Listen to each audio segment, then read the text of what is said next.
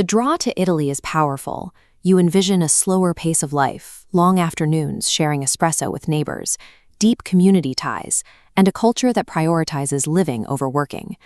But translating that dream into a legal reality means colliding headfirst with Italy's punishing bureaucracy and an increasingly complex web of visa regulations.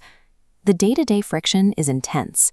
You will spend hours standing in line at the local police headquarters, the Questura, navigating a labyrinth of paperwork just to secure or renew a basic residency permit. Navigating this system reveals a systemic rule: the capital versus friction exchange. You will either pay for your residency with immense financial capital, or you will pay for it with your time. The Italy Relocation Matrix plots your options based on that exchange, measuring capital required against bureaucratic friction. Depending on resources, you fall into 4 distinct profiles: the sweat equity dreamer, the digital nomad, the Plan B investor, or the heritage seeker. Choosing a pathway that misaligns with your actual financial and time resources guarantees one of 2 outcomes: rapid financial ruin or years stuck in legal purgatory.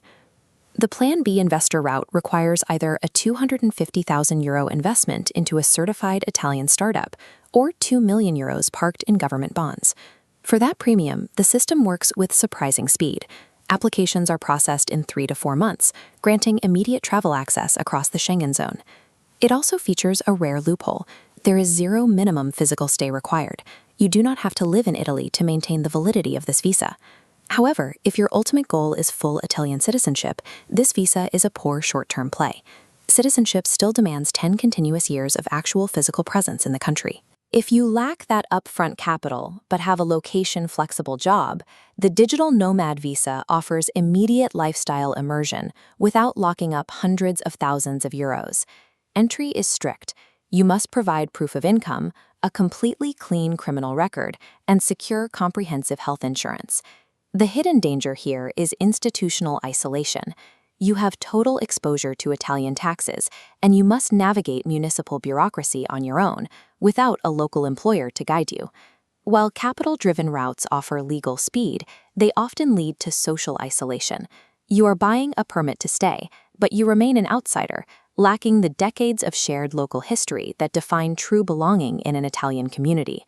For the heritage seeker pursuing citizenship by descent, the legal landscape has tightened. Due to the 2025 reforms, bloodline alone is no longer an automatic pass. The new laws impose a strict requirement. You must prove your ancestor held exclusive Italian citizenship. Without this exact documentation, Italian courts are currently rejecting claims. Then there is the sweat equity dreamer, drawn by the highly publicized €1 home schemes. These homes cost a single euro because of natural disasters, like the 1968 earthquakes, and severe economic abandonment that left these rural centers in ruin. The upfront financial reality starts immediately. Mandatory municipal deposits and required agency fees turn that €1 into anywhere from 2,000 to 5,000 euros before you even get the keys. The back-end costs are legally binding.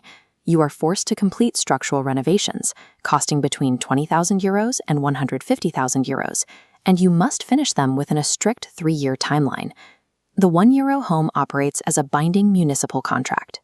In exchange for a nominal purchase price, you are legally required to invest significant capital and several years of your life into a specific rural revitalization project.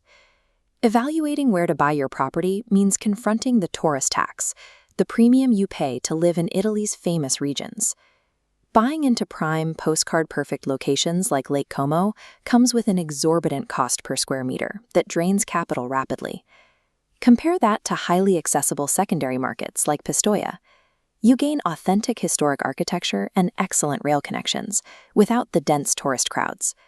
This matrix maps the financial disparity, showing the extreme difference in price per square meter between primary hubs like Florence and Como versus secondary markets like Pistoia and Genoa.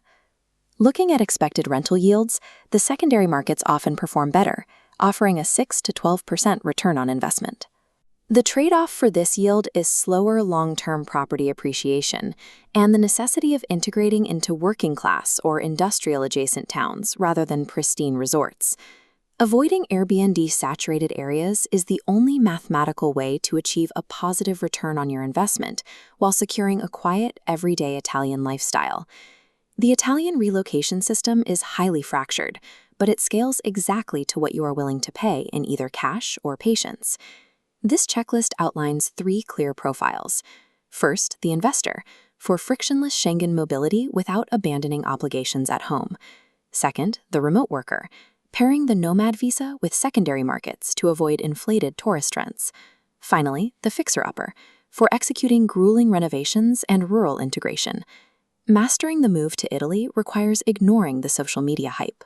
You must honestly calibrate your available capital against your tolerance for friction and commit to the single path that matches your reality.